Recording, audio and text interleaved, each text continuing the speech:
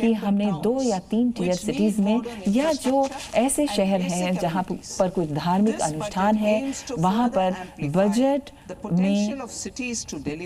इन सभी शहरों में क्षमता बढ़ाने के संबंध में और एग्लोमरेशंस यानी इस तरीके के गढ़ बनाने के संबंध में उनकी खास तरीके की विशिष्ट प्रगति पर ध्यान देते हुए 5,000 करोड़ रुपए प्रति CER के हिसाब से अगले 5 वर्षों को दिए जाने की बात माननीय मंत्री महोदया देश को बता रही हैं और ये अनुसंधान के आधार पर वित्त पोषण किए जाने के बारे में है। इसके अलावा हमारे पैसेंजर्स यानी यात्रियों के बारे में अगर हम कहें तो हाई स्पीड रेल गलियारे यानी कॉरिडोर्स शहरों के बीच बनाए जाएंगे जिनमें वो कहती हैं कि संपर्क मुंबई से पुणे, पुणे से हैदराबाद, हैदराबाद से बेंगलुरु, हैदराबाद से चेन्नई, चेन्नई से बेंगलुरु और दिल्ली से वाराणसी और वाराणसी से सिलीगुड़ी के ये फास्ट ट्रैक कॉरिडोर्स माननीय मंत्री महोदया अपने बजट के जरिए पूरे राष्ट्र को बता रही हैं। फाइनेंशियल सेक्टर, वित्तीय क्षेत्र में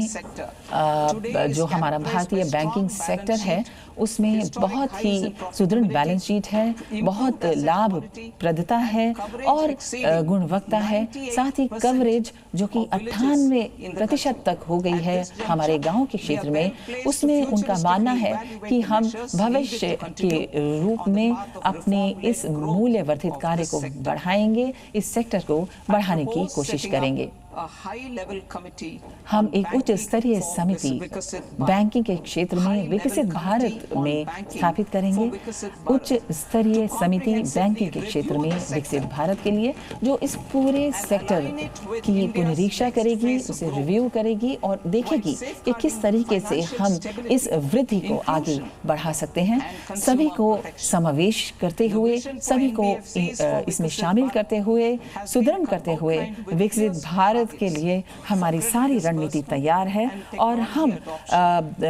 निवेश के क्षेत्र में, प्रौद्योगिकी को अपनाने के क्षेत्र में और दक्षता को बनाने के क्षेत्र में पूरी तरह से कार्य करेंगे। ये हमारा प्रथम कदम होगा जिसमें हम पूरा ढांचागत विकास करेंगे वित्तीय कॉरपोरेशन के जरिए और